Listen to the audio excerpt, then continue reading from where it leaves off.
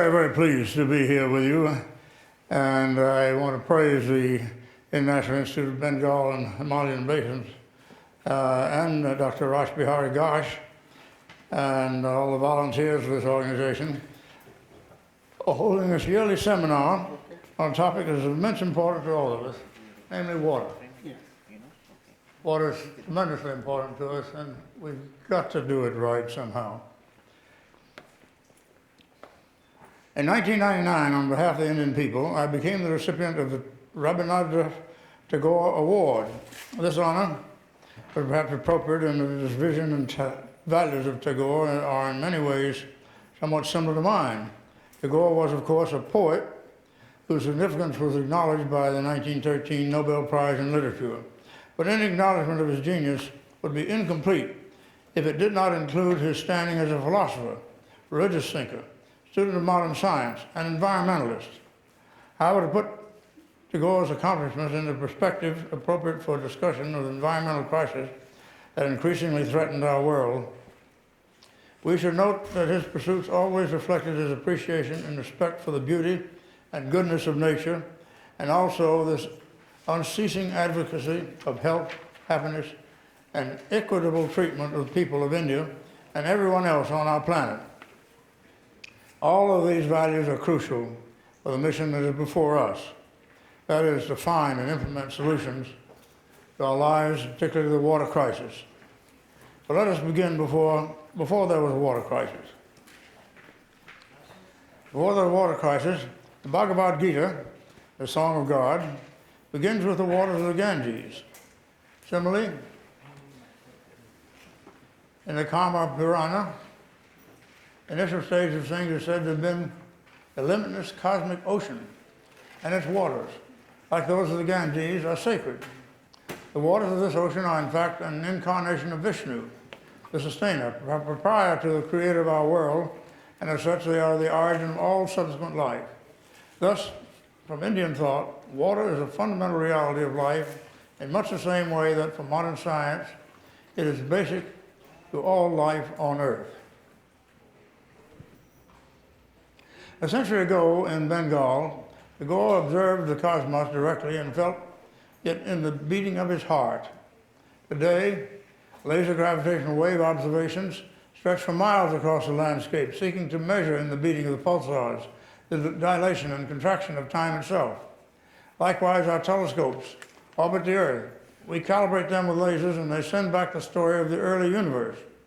Much has changed about the way we view the cosmos. Much of what Tagore felt in his heart, we now measure with lasers and other technologies. The beauty and the majesty of the universe are in no way diminished for us by the increasing difficulty and complexities of the theories we use to describe nature, nor is our wonder abated by technologies that remove the observation of the universe even further from our actual senses. The invention of laser technology 60 years ago broke the ground for many scientific revolutions, and we have, as a consequence, a much better understanding of our place in the cosmos, a renewed wonder, an expanded sense of mystery, a greater awareness of the fragility of life on Earth, and a recognition that we are not doing enough to protect our environment and our water resources. To be at home in our universe, we must do the same things that allowed Tagore to be at home in his. We must respect the blue planet that gives us life.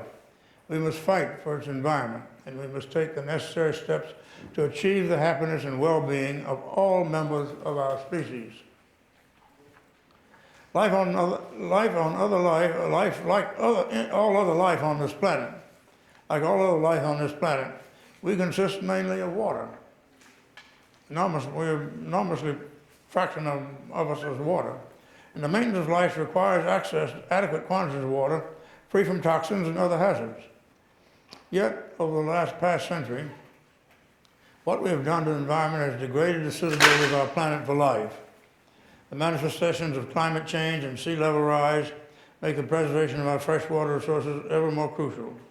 Yet we have done much less than we should or could have done in this regard. As evidenced by our rush towards fracking and tar sands exploitation, we are exacerbating the water crisis in many ways by expanding our carbon footprint, by wasting precious water resources on dirty energy, and through the poisoning of our drinking water.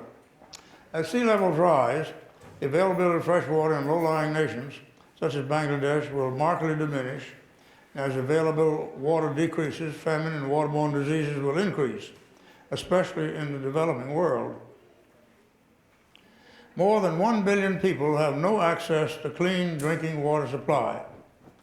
Over 2 billion lack access to adequate sanitation, and millions are dying from preventable water-related diseases.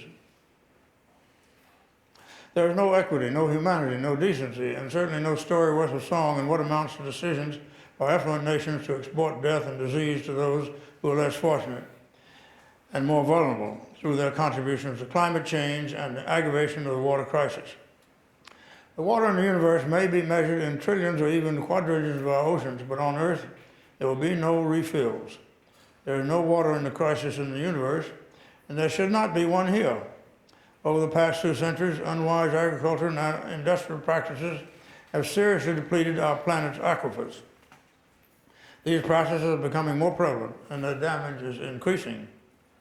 If our species is to survive in a new millennium, we must support the efforts of Rosh Gosh,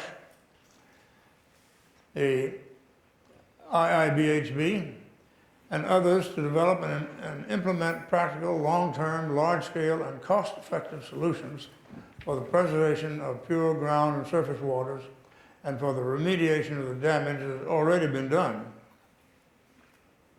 While working to conserve available water source, we need innovative practices to improve water efficiency. We must be sure to benefit all people. All equitable distribution of water will not succeed without addressing, through sustainable development, the special social and economic needs of the disadvantaged, including, of course, women, minorities, and the poor. The big picture includes the entirety of creation, but also includes the least of us. The magnificence of nature means very little if we do not respect it in ways that include a concern for the health and happiness of all members of our species and a caring for the planet that sustains us.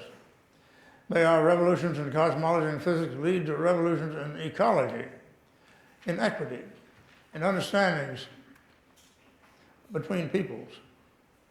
This is what science can and should do, what technology can and should do, and what we all can and should do. It is up to all of us to see that it really happens.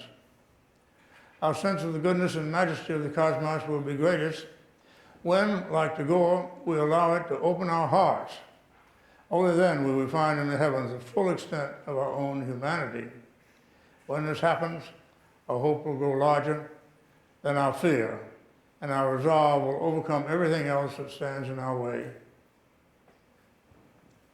Some of the important aspects of the current status of the water crisis on the Indian continent, which serves more than 2 billion people, and Rash Bihari and Dr. Sterling Bundle can elaborate these more. And here's some of them. The groundwater depletion and surface destruction in the Himalayan basins is very serious and needs immediate attention.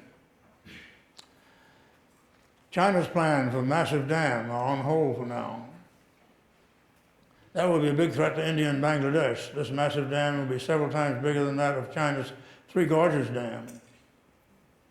Pollution, number 3, pollution by agriculture, mining, industry, and sewage are worldwide problems with local variation. This is worse in the Indian continent than many other developing parts of the world. Number 4, outsourcing and privatization are working against social equity. Number 5, melting of Himalayan glaciers is becoming a reality and cause of great concern for the future. Number 6, watershed deforestation and destruction of the mangroves, Sundarban, for example, a beautiful forest, which is the largest tract of mangroves in the world. Number 7, dealing with water crisis in this region requires the goodwill and cooperation of society as a whole.